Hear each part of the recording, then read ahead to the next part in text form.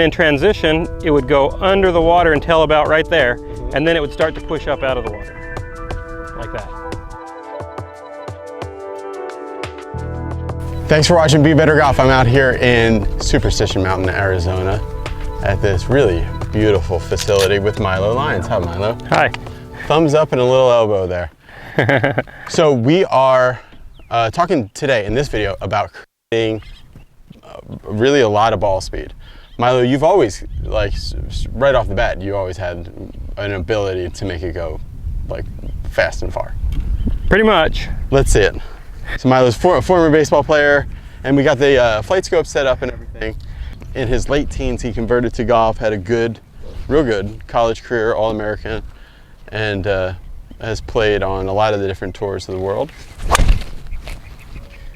And now he teaches lessons here, very good one. It was 119 club head speed, 174 ball, and these balls are... They're slow. A little slow. But, so Milo, when somebody comes to you, and we're gonna make this a little different, but they have like, okay club head speed, but their ball speed's low, usually what's the issue? Usually the problem is that they're getting a glancing strike for one reason or another. Either the path is bad, either in to out, or out to in, or down, which a lot of people are hitting down and adding loft.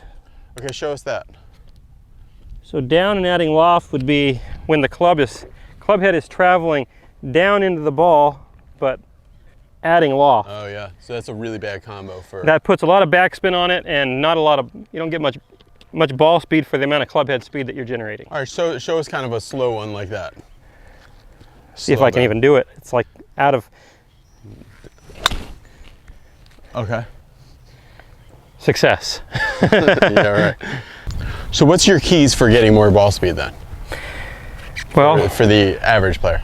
For the average player, it's just learning how to sync things up correctly so that the club is being towed into the ball the right way. We don't want to have the club head winning the race. Ideally, I like to see the club either traveling level or slightly up, but there are really good players who hit slightly down on it as well. But ideally a little bit up would be optimum. How do you hit up on it even though you tee it up, like put your club next to the ball, so the ball is only like 3/4 above the face, maybe even just half above the face, but you hit up on it 5, right? 4 or 5, yeah. How do you do that? Because usually I would think you'd need a big monster tee. And well, I'm in a position like this about here, and then I'm pushing up through it.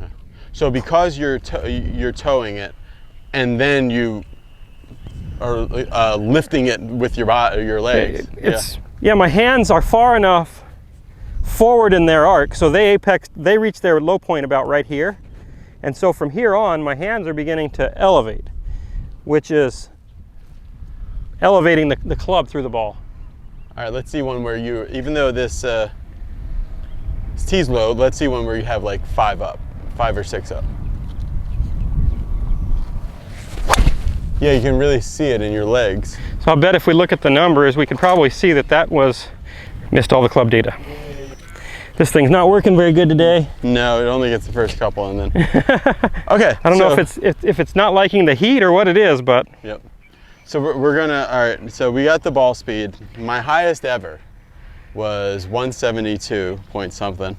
You won't do that with these golf balls. When I went to Kansas. So what is that in equivalent? What is 170 equivalent in these balls here? With these golf balls, that's pushing 180. No, I mean, what would these balls, yeah, the other way, these would be probably low 160s. Low 160s would mean 170? Pretty close. Yeah. I find that these balls, I don't know, they sit out in the sun a lot. They're just not as fast. All right, so one of the cool things, Milo and I have come up with some cool ideas and stuff working together. Just in like terms and also like kind of thoughts.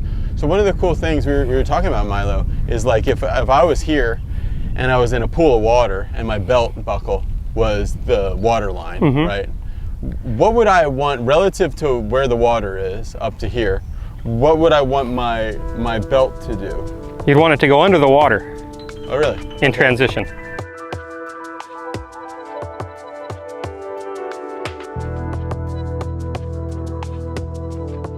Hold your club across here like this. So it would... Yeah, at kind of So if this is, yep, that's belt level there. So it would stay about level in the backswing, and then in transition, it would go under the water until about right there, and then it would start to push up out of the water, like that. Rather than jumping up early. Yes. So down a little, and two, like would you be going into the water like kind of like ripples?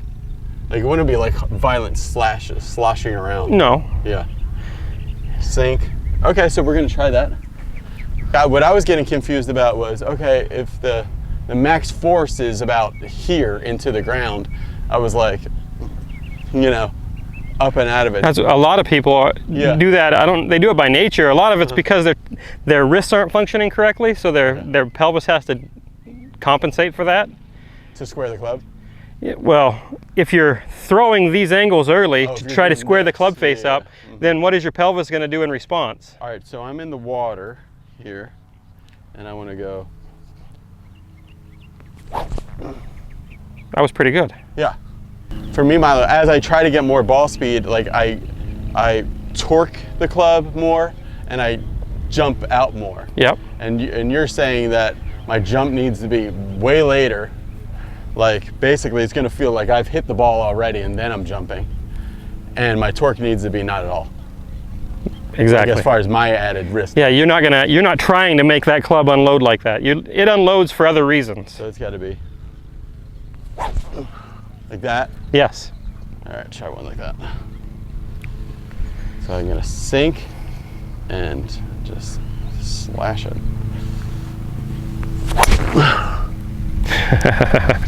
What did that ball do? 153 or something? 159. That's not bad for a whiff. For a whiff. But the practice swings, Milo, just so I know, and the audience knows, that's basically what I want to do, right? Yeah. Yeah. I'm gonna go like that, right? That's pretty good. Pretty good, okay. All right, so I need to add, to get above 170, I need to add like 5 miles. Yep. Or so. Get to 163. So there's a debate about this. Do you like your students to do like extreme exaggerations? But I've also heard some people say like, yeah, you gotta exaggerate it a lot. And I've also heard teachers say, hey, don't exaggerate. Do the opposite of wrong. Don't do the the crazy exaggerations. Just try to do what the right thing is. What do you like for when someone's trying to learn something new? In the beginning, I like extreme exaggerations, and then as they get better and better, I like to sharpen it. All right. Well, this would be the beginning for sure.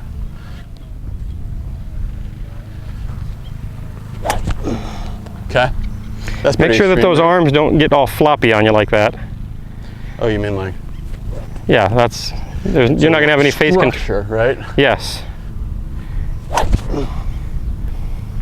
That's pretty good, right? That was pretty good. Should see the ball go fairly straight if. Okay.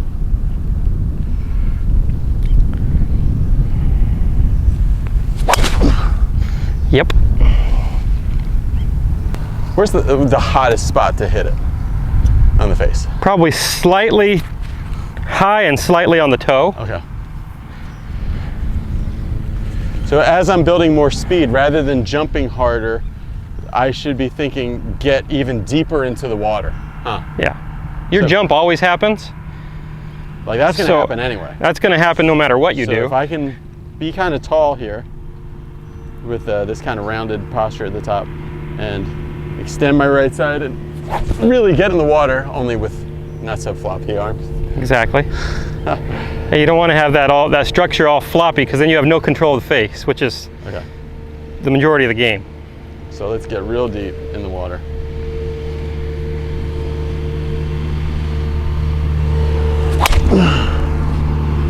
That was pretty good. 112. That was pretty good. Let's see if we cracked the 160s for these practice balls.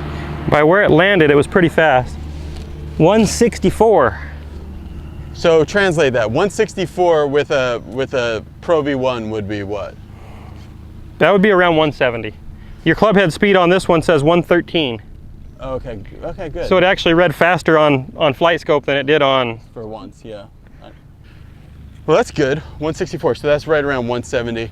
You were hitting it 175. 175 to 179 with these balls. Right. So that puts your real ball. Sorry for all the confusion. No. That puts your real ball around anywhere from 183 to 186. Yeah, just based on, because my club head speed is generally 120 to 122. So as I keep going, what's a good goal? Because I always do good with goals. Like when I wanted to break 170, I was like a man possessed. So that was 164.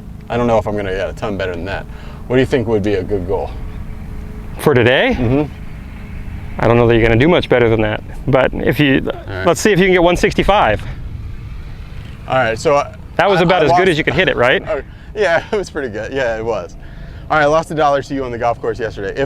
If I get what at 164, if I get the ball 166, will you give me $1?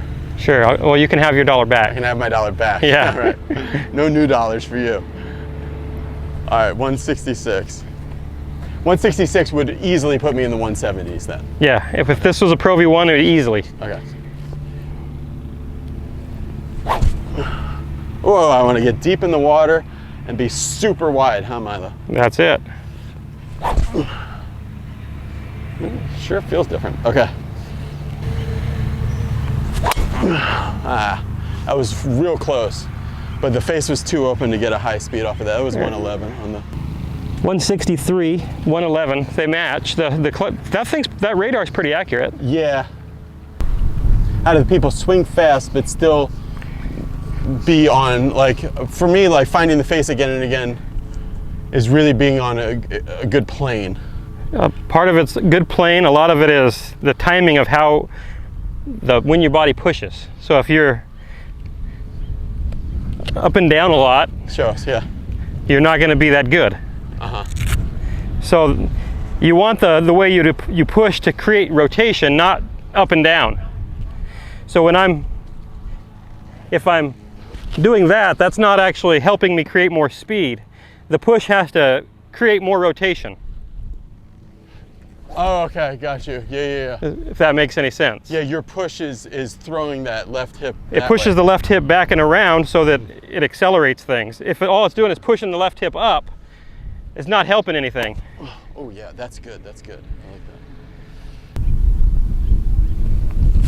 like that. A little better. 112. Okay, nice ball flight. That was a good shot. Yeah, I like that. Penetrating. Little draw. And we got 163 again. Okay. You're consistent. I got 2 miles an hour. You got 2 more in there? Yeah, I do.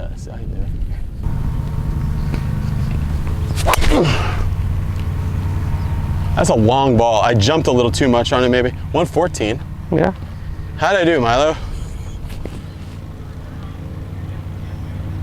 160.8. What? I did better than that. Come on. I'm telling you, these golf balls are not very consistent. All right, pick me a winner. There aren't any winners.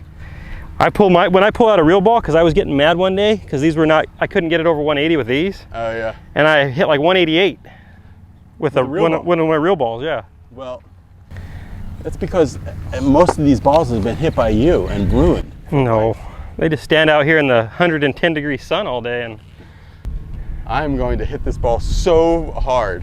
Hopefully my body knows how to really hit it hard and not just jerking around, but I'm going to hit this so hard, some violence.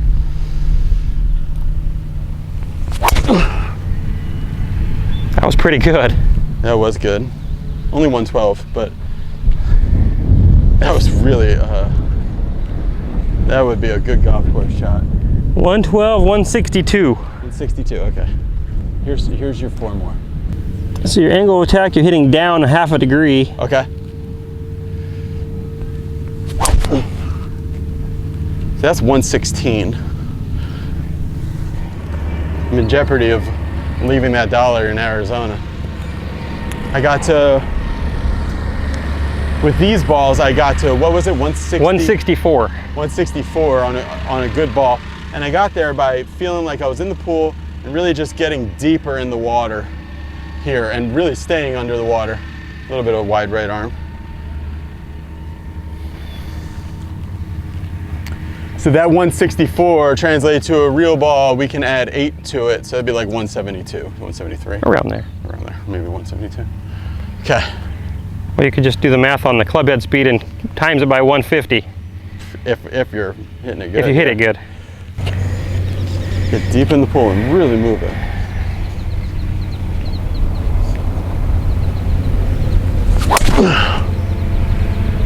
Yeah, 112.7, 163. 163? Yep. All right, so give me the magic tip that gives me 3 more on a good. I don't know. No, Make the club head go about 2 more miles per hour. Okay, okay. Move that ball position just a hair more forward. There we go.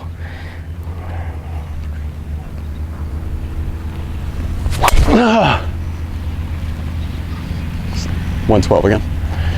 112. Man, What are we getting the here? tennis grunt didn't give me anything.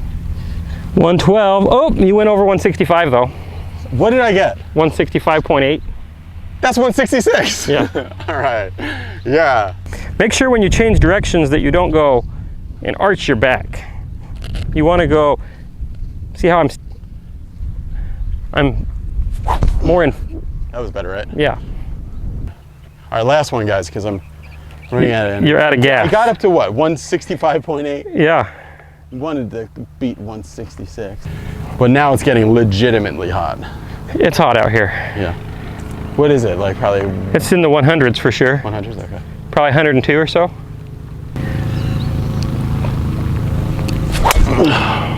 Good drive. Yeah, good drive. Nah, I just don't have the initial of it speed enough. Well, I got right there, but I didn't make it. But we did say, but I think the good takeaway from this video, Milo, is yeah, that I really love that feeling of being in the water, not just for driver, but a lot of things, huh? Everything. Everything. Your pelvis dictates how your arms have to move. So if this is going up, then your arms have to take a different path in. They either have to drop behind you or they have to come over the top. Good players will tend to drop them behind themselves and bad players will come over the top. All right, thanks for watching, guys. If you like this video, because we're out here working hard trying to make good content for you, click the subscribe button and the like button, and also go over to Golfletics. It's an Instagram page and a YouTube page that Milo runs, and it has a lot of really good information on that. And so we did a separate Be Better Golf video just on Golfletics, so you'll only see it if you go over and subscribe to Milo's channel. Perfect. Thanks for watching, everybody. Bye.